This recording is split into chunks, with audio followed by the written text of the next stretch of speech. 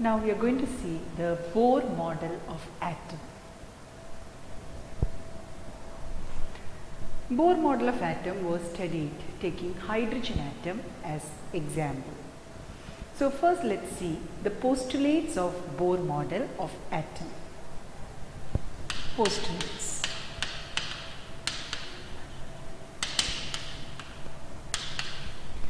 The first postulate is that the electron in an hydrogen atom can move around the nucleus in a circular path called orbit, and the circular path has a fixed radius and fixed energy, and these paths are also called stationary states or allowed energy states. And the stationary states are numbered as n is equal to 1, 2, 3, etc. And these integral numbers are also known as principal quantum number. So this is the first postulate of Bohr model of atom. That is, I told you Bohr model is explained taking hydrogen atom as example. So the electron in a hydrogen atom can move around the nucleus in a circular path called orbit. So the other name for orbit is stationary states or allowed energy states.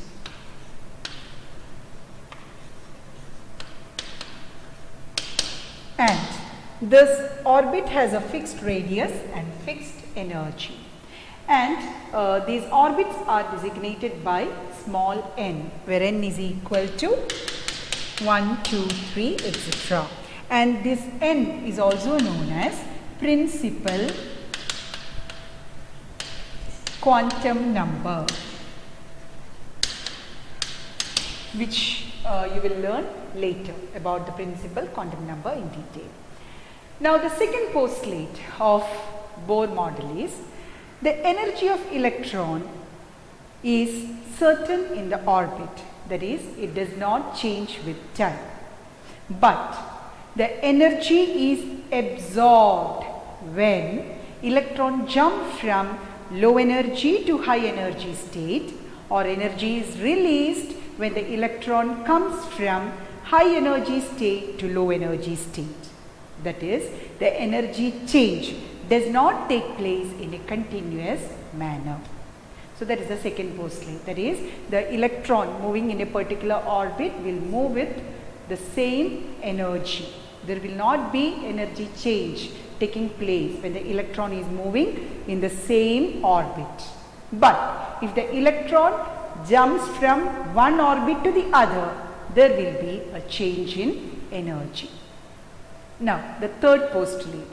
The frequency of radiation absorbed or emitted when transition occurs between two stationary states that differ in energy by delta E is given by delta E is equal to h nu, or nu is equal to delta E by h, which is equal to E2 minus E1 divided by h, where E1 and E2 are the energies of lower and higher orbit, and h is the Planck's constant. And this expression, that is nu is equal to E2 minus E1 by h, is known as Bohr's frequency rule. So the third postulate is to calculate the frequency of radiation emitted or absorbed when an electron jumps from one orbit to the other. And that expression is given as nu is equal to E2 minus E1 divided by h. Now the fourth postulate is the angular momentum of an electron in a given orbit is given by the expression mvr is equal to nh by 2 pi, where n is equal to 1, 2, 3, etc. So this is the expression to find the angular momentum of an electron in a given orbit, and me is the mass of electron, v is the velocity, and r is the radius of the orbit. N is equal to 1, 2, 3, h is Planck's constant. So electron can move only in those orbits for which its angular momentum is an integral multiple of h by 2 pi. Okay, that is why only certain fixed orbits are allowed for the electrons. So these are the 4 postulates of Bohr model of atom. Now next let us see the significance of Bohr model of atom. Significance or importance of Bohr model.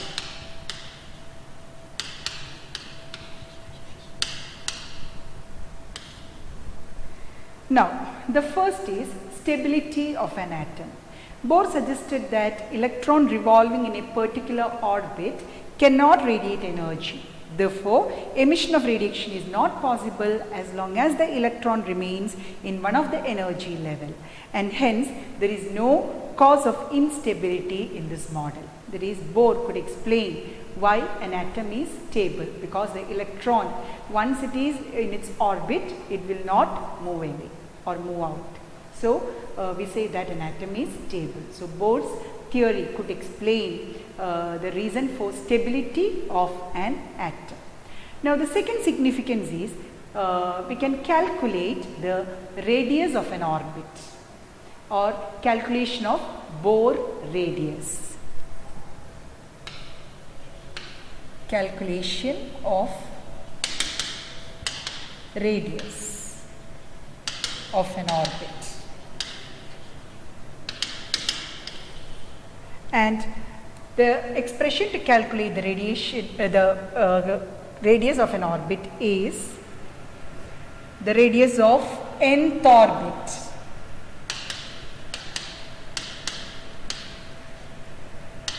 is given by Rn is equal to A naught n square, where A naught is equal to 52.9 picometer.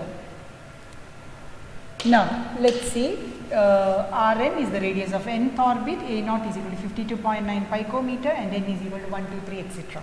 Now for the first orbit, we know for first orbit we have n is equal to 1. So let's substitute n is equal to 1 in this expression. So R1, radius of the first orbit, will be equal to A naught is 52.9 picometer into 1 square, which is equal to 52.9 picometer. So we can say that the radius of the first orbit of an atom is equal to 52.9 picometer, and this radius of the first stationary state or first orbit is called Bohr radius. So this is Bohr radius, and the value is 52.9 picometer. Now normally the electron in hydrogen atom, we know that there is only one electron in hydrogen atom, and that electron is present in n is equal to 1. So the radius of the orbit in which the electron is present in a hydrogen atom is 52.9 picometer. Now for hydrogen like species, for example, hydrogen like species means for ions which contain only one electron, for example helium plus, He plus. Helium atomic number is 2. So He plus means one electron removed. So He plus has only one electron. Same way lithium 2 plus. Atomic number of lithium is 3. Out of which if 2 electrons are removed, then number of electrons will be again 1. Now beryllium 3 plus.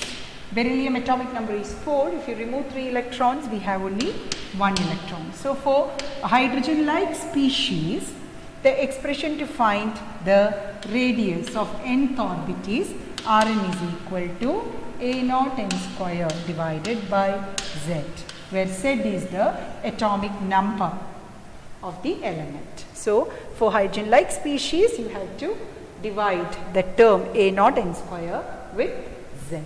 Now if you look at this expression, you can see that as n value increases, the radius of the orbit increases. So you have nucleus at the center and orbits around the nucleus. So close to the nucleus we have the orbit with n equal to 1 and its radius is small. So as n value increases, we can say the radius of the orbit increases, which means that the electrons will be further away from the nucleus. Okay, so as n value increases, the electrons will be going away from the nucleus. Now, if you compare atomic number and radius, as atomic number increases, the radius decreases. Now, the next significance. So, the second significance is that of the Bohr model is that it helped to calculate the radius of nth orbit. Now, the third significance is calculation of energy of stationary state of electron or calculation of energy of the orbit in which the electron is present. So, the third significance, calculation of energy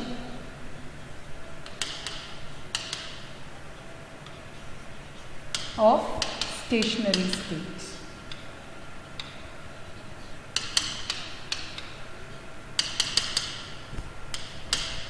Now, we have an expression to find the energy of electron in the nth orbit. The expression is En is equal to minus RH into 1 by n square joule, where n is equal to 1, 2, 3, etc. and RH is Rydberg's constant, and here the value of Rydberg constant is 2.18 into 10 raised to minus 18 joule. So, Rydberg constant means it is not a universal value, it is not a universal constant, okay, its value changes. So, RH here is 2.18 into 10 raised to minus 18 joule. Now, when you substitute in the expression, En is equal to minus 2.18 into 10 raised to 18 into 1 by n square joule. So, this is the expression to find the energy of nth orbit. Now, suppose we have n is equal to 1. So, let us calculate the energy of the first orbit. So, for n is equal to 1, we have E1 is equal to minus 2.18 into 10 raised to minus 18 into 10 raised to minus 18 into 1 by 1 square joule, or E1 is equal to minus 2.18 into 10 raised to minus 18 joule. And this is the lowest, n is equal to 1 is the lowest orbit, and n is equal to 1, we have the energy as minus 2.18 into 10 raised to minus 18 joule, which means that it is the lowest energy state of an electron, and we can call this lowest energy state of the electron, that is n is equal to 1, as ground state of an electron. So, ground state is the lowest energy state of an electron.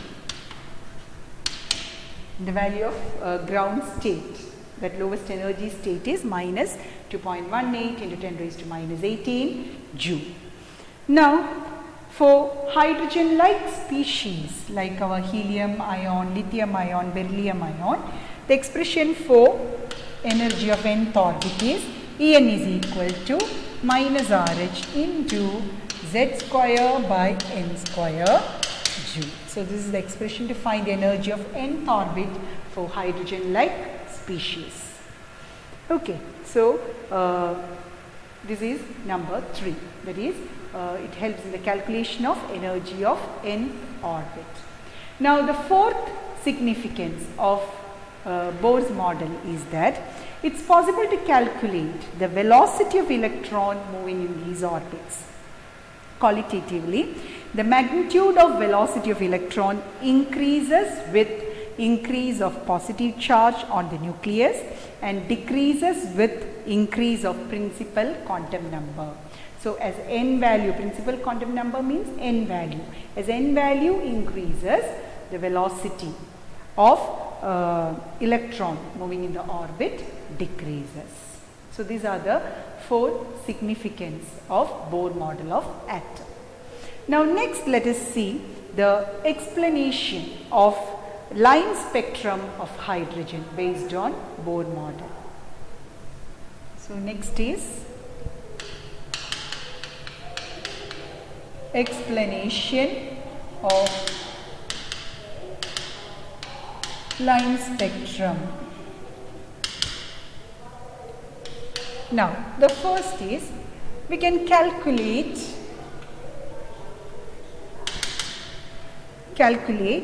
the spectral lines, calculation of number of spectral lines.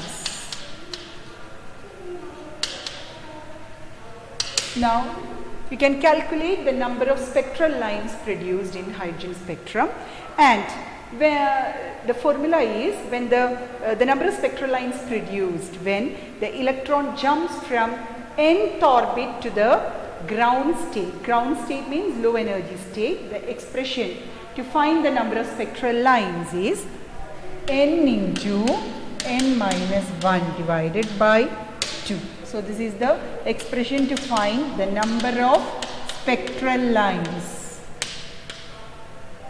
when electron moves from nth orbit to the ground state. That is n into n minus 1 divided by 2. Now next we are going to write another expression, that is to find the number of spectral lines when electron jumps from n2 to n1, not to the ground state, n2 to n1. So next is from n2 to n1. The expression is n2 minus n1 into n2 minus n1 plus 1 divided by 2. So if you are asked to find the number of spectral lines produced when electron jumps from nth orbit to the ground state, the expression is n into n minus 1 by 2. So, and if you want to find the number of spectral lines produced when electron jumps from n2 to n1, the expression is n2 minus n1 into n2 minus n1 plus 1, the whole divided by 2. Now the next explanation of line spectrum is calculation of energy, frequency and wave number for transition. So first let's calculate the energy of transition. So the energy gap means suppose you want to find the energy gap between two orbits. Suppose it is n is equal to 1 and 2 or n is equal to 2 and 3.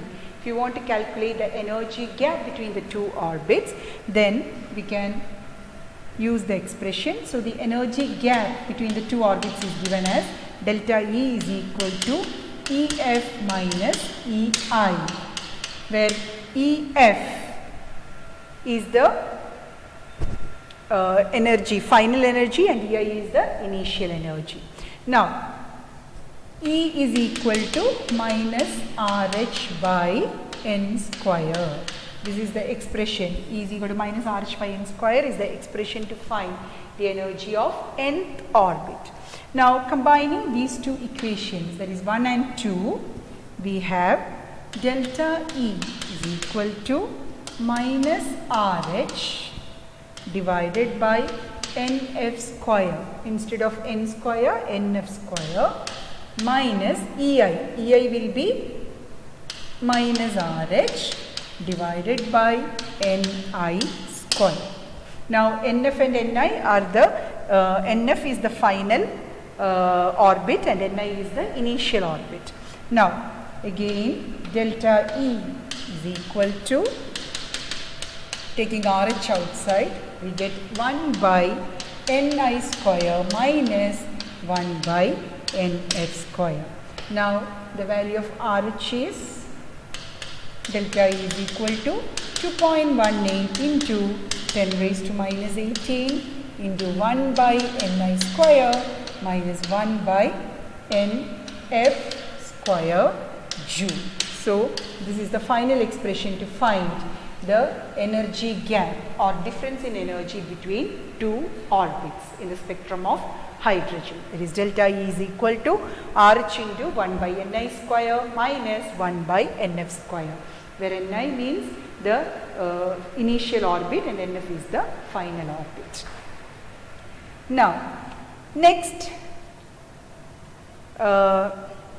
let's see the expression to find the frequency of radiation emitted or absorbed. Frequency. We know that delta E is equal to h nu, or from this nu is equal to delta E by h, which is equal to E2 minus E1 divided by h, which is equal to, now I am going to substitute the expression for energy. So RH by h into 1 by Ni square minus 1 by Nf square. Now substitute for RH, 2.18 into 10 raised to minus 18 joule divided by 6.626 into 10 raised to minus 34 joule second into 1 by Ni square minus 1 by Nf square, or this is equal to 3.29 into 10 raised to 15 second inverse into 1 by Ni square minus 1 by Nf square. So this is the expression to find the frequency of radiation, or the frequency associated with absorption or emission of radiation. Nu is equal to, you can write it as second inverse or write as Hertz. Now next is the calculation of wavelength of radiation emitted or absorbed. Wavelength. We know that to find the wavelength, you know, nu bar is equal to, wave number is equal to 1 by lambda, which is equal to nu by c. So I am going to substitute nu by c. Nu is this expression. So this is equal to 3.29 into 10 raised to 15 second inverse. The value of c is 3 into 10 raised to 8 meter per second into 1 by Ni square minus 1 by Nf square. Now when you solve this, you get as nu bar is equal to 109,677 into 1 by Ni square minus 1 by Nf square, and the unit is centimeter inverse. This is in centimeter inverse. This is the expression to find the wavelength of radiation emitted or absorbed. Now, if it's an absorption spectrum, in that case, Nf will be greater than Ni, and delta E, that is energy difference, will be a positive value. And if it is an emission spectrum, then in that case Ni will be greater than Nf, and in that case the energy difference will be negative. So if it's an absorption spectrum, we know energy is absorbed, so and delta E will be positive. And if it's an emission spectrum, energy is released and delta E will be negative. So these are the different explanation based on Bohr model on the line spectrum of hydrogen. We can calculate the energy of radiation emitted or absorbed, frequency, as well as wavelength of radiation emitted or absorbed. Now next we have the limitations of Bohr model. So again it is said that there are limitations to Bohr model of atom, which means we have one more model of atom which is in use today, that's called the quantum mechanical model, which you will see in the next video. So now I am going to discuss the limitations of Bohr model of atom. The first limitation is it fails to account for the fine details of hydrogen atom spectrum obtained by using sophisticated spectroscopic technique. Now this model could not explain the spectrum of atoms other than hydrogen. Again, this theory was unable to explain the splitting of spectral lines in presence of electric field and magnetic field. Now, this model could not explain the ability of atoms to form molecules by chemical bonds. So, these are the limitations of Bohr model of atom. So, with this we complete Bohr model of atom. Thank you.